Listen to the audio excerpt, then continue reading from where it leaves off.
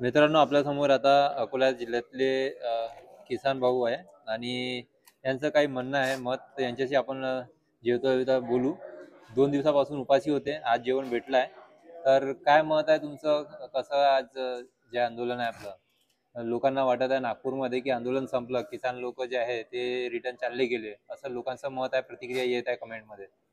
आंदोलन हे संपलेलं नाही आहे.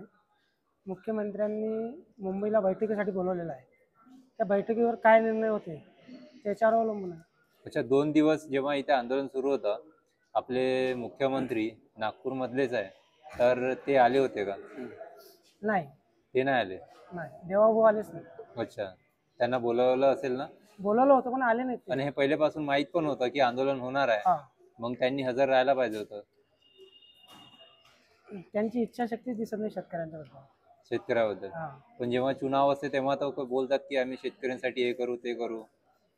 त्यांनी एकच शब्द वापरला, शेतकऱ्याला 7-12 कोरा कोरा कोरा चॉकलेट दिली जाईल आम्हाला. अच्छा, तर आता तुम्हाला काय असं वाटते की आपलं जे मागण्या आहे ते पूर्ण होईल का, की असे 2-3 दिवस मागण्या- आपले असे निघाले? आज संध्याकाळपर्यंत 5 ते 6 वाजेपर्यंत वंदनीय बच्चूभाऊ कडू ते सांगतीलच काय निर्णय झाला काय नाही. जर त्यांनी सकारात्मक निर्णय केला नाही तर आंदोलन चालूच राहणार. आंदोलन चालूच आहे, आंदोलन बंद नाही. सरकार आंदोलन करण्यासाठी तुम्हाला आश्वासन देऊ शकते की आम्ही हे करू ते करू, तर मग काय कराल तुम्ही? आता आश्वासन द्यायचं काही कामच नाही.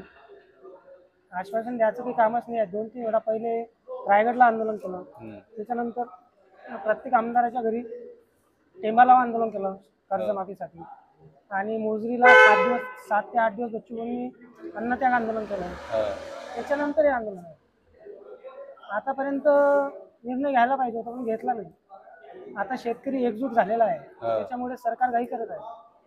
सरकारनं जर फसवेगिरीपणा केला तर हे आंदोलन बंद नाही आहे, आंदोलन चालूच आहे नागपूरमध्ये.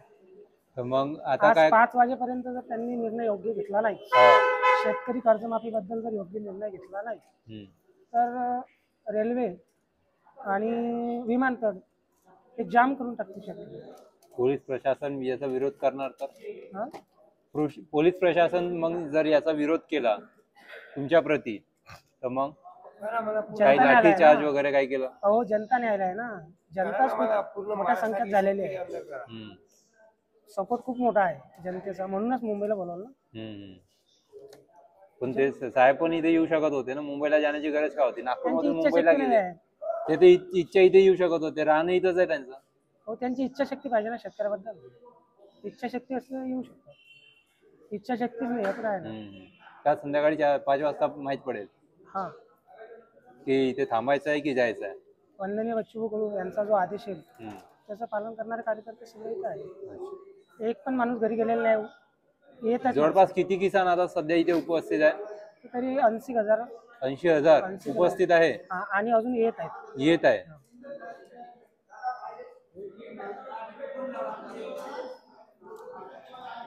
अच्छा, एक अजून प्रश्न आहे माझा, की इथे जे शेतकरी आहे नागपूरमधले जास्त आहे की म्हणजे जवळपासचे की किती किलोमीटर पर्यंत जे इथून आलेले आहे? मुंबई, रायगड, पुणे, धुळे सर्व चारीकडून शेतकरी आलेले आहेत नागपूरला. हा, म्हणजे हा काही लहान आंदोलन नाही आहे, खूप मोठं आंदोलन आहे. आणि यांनी जर समजा आज निर्णय योग्य दिला नाही, अजून आंदोलन वाढेल. शक्य 100% लोक येत आहेत. अच्छा, लोक फक्त काही लोक बच्चूभाऊंचे जे निर्णय आहे, जे आता बैठक होणार आहे मुंबईला, बैठक झाल्यानंतर लोक निघणार. ओके, बऱ्याचशा गाड्या येत आहेत. धन्यवाद.